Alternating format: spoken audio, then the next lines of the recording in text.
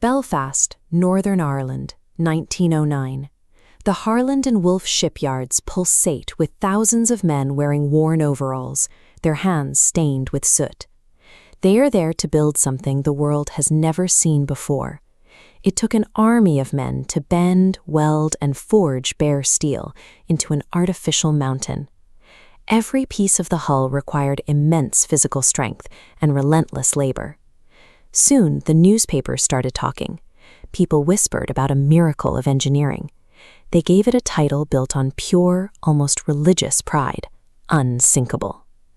On May 31, 1911, the vessel finally slid into the water to the cheers of thousands. But at that moment, no one had set foot on board. It was just a perfect machine, waiting to begin its destiny. When you pile up enough pencil lines and thousands of hours of backbreaking labor, the idea of an ocean-conquering machine starts to look like a mathematical fact. The project's scale convinced an entire industry that human engineering had finally outpaced the natural world. April 10, 1912, Southampton. As passengers gathered at the docks, they stared up at a vessel almost 300 meters long and as tall as a building. The first-class corridors featured carved wood, glass domes, and soft carpets that mirrored the interiors of the finest hotels on land. Every detail was designed to project an atmosphere of stability and wealth. Deep in the belly of the ship, third class was entirely different, but full of hope. Immigrant families crowded around large tables, laughing and sharing their belongings as they traveled toward America. Overseeing it all was Captain Edward Smith. Tall, with a white beard, he was the company's most experienced officer. His presence alone made everyone on board feel entirely secure. For the first few days, the ship advanced calmly. Waiters in white gloves served tea and French menus under discreet lamps, while passengers strolled along the decks wrapped in elegant coats. Soft carpets, squash courts, and rigid social rules create a powerful psychological shield. This level of order makes it easy to forget the ship is a fragile metal shell. By Sunday, April 14th, the ocean had turned into a huge sheet of glass. Without a single ripple or crashing wave, the water became a black mirror reflecting the stars, while the air temperature dropped sharply. Down in the radio room, the telegraphers were flooded with messages.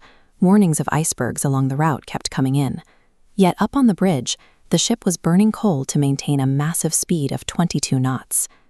At 10:55 p.m., a nearby vessel reported floating ice floes directly ahead. The message was received. The officer took note, but the ship didn't slow down and it didn't deviate. Up in the freezing air, two lookouts scanned the horizon without binoculars. By the time they spotted the dark shadow in the distance and shouted their warning, the officer had to frantically reverse the propellers and crank the rudder all the way to the left. When the steel finally hit the ice at 11:40 p.m., there was no loud explosion. It was just a strange, deep sound, like a scraping along the side that ran through the ship like a shiver.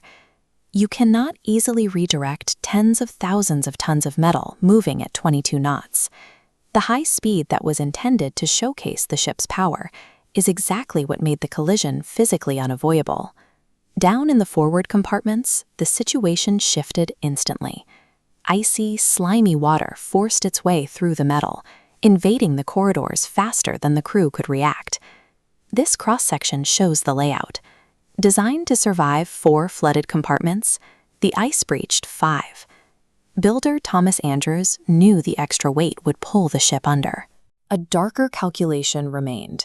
With 2,200 aboard and lifeboat capacity for 1,178, half had nowhere to go.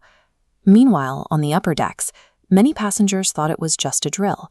They calmly slipped life jackets over their evening dresses and listened to the orchestra, which continued playing in the freezing air to keep people calm. These blueprints made the scale of the tragedy inevitable. By prioritizing aesthetics over safety, the creators built a vessel that physically could not protect its own passengers. Because people refused to believe the ship could sink, the first lifeboats were lowered half-empty. Below decks, however, panic took hold. Families in the lower holds navigated flooding corridors and locked doors in a desperate search for a way out. By 2:18 in the morning, the bow was entirely submerged. The stern rose slowly, pulling the enormous propellers out of the water, until the massive strain snapped the metal in two with a deafening roar. In the span of just 3 minutes, the largest object ever moved by man slipped beneath the surface. And then there was only the still ocean, the dark, and silence. When dawn finally broke, the rescue ship Carpathia arrived.